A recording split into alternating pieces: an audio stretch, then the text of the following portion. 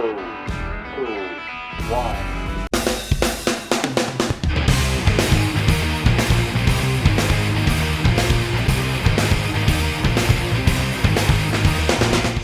Well, here we are today on Slot Valley Racing. I'm going to review only the trucks in the semi-frozen extreme condition set.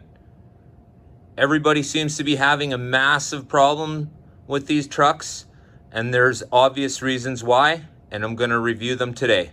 We won't be looking at the track or the set or any of its parts other than these two trucks in particular. I want to thank you all for joining me today. Let's get into this. Okay, so here we are. We'll start with the Kenworth first. It's the one with the cargo trailer. Okay, so having a look underneath, what I've done here is I've obviously replaced the plastic guide pin for a steel one, and I've removed the guide pin off the back of the truck. Now over here at the trailer, I went and did the same thing. I added a steel guide pin and I removed the pin from the back of the trailer.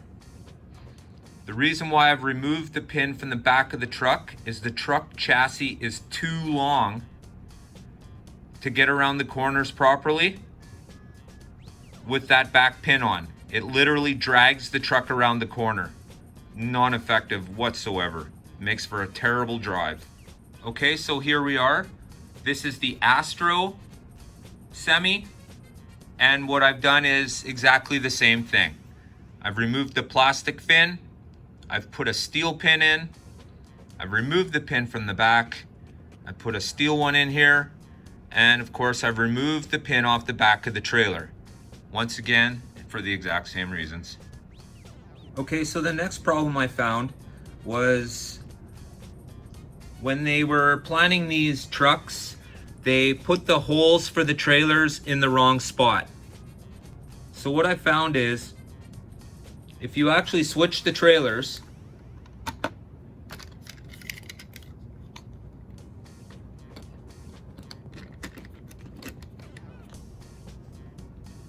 it changes the weight distribution on the back wheel of the chassis. If you look in this video, how incredibly close the trailer is to the back of the truck itself. It has to be there or there's not enough weight. You can see that the pin for the trailer into the truck is not even above the drive wheel. It's above the fake wheel behind the truck itself. So what it does is, as you can see, it pushes up on the chassis, pushes down on the back of the chassis, which brings the front end of the truck up. Okay, so the last problem I found with these trucks is right here. First off, it's mounted incorrectly, so it's not sitting above the commutator spring hole, as you can see right there. And where the shoes connect to this plate is not big enough, and the shoe is not shaped correctly. You can see the springs are almost hanging out of the slots. What that does is it pushes downwards extremely hard on the shoe and will cause arcing,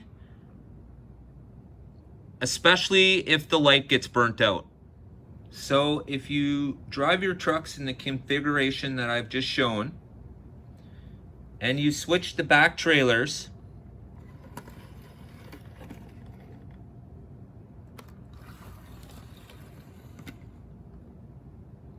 so that they look like this, you may very well just start to enjoy these trucks.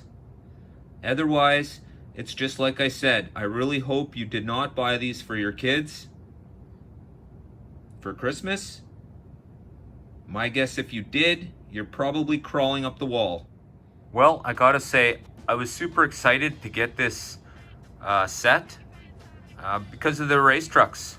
I really enjoy the Racing Rig series, and I guess you could say I was let down.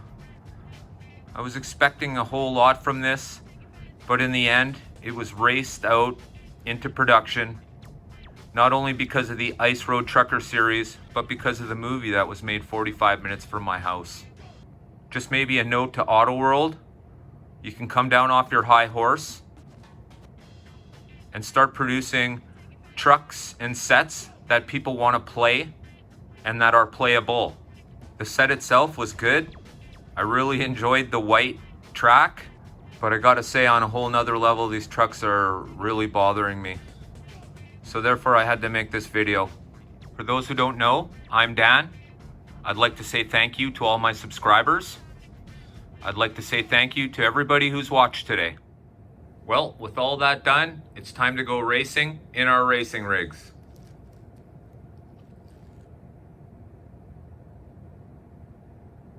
Let's get out of here. Well, if this video wasn't educational, I hope it was at least entertaining. From all of us here at Slot Valley Racing. Oh yeah, don't forget, the Super Speedway's coming. Real soon. Get your heart racing.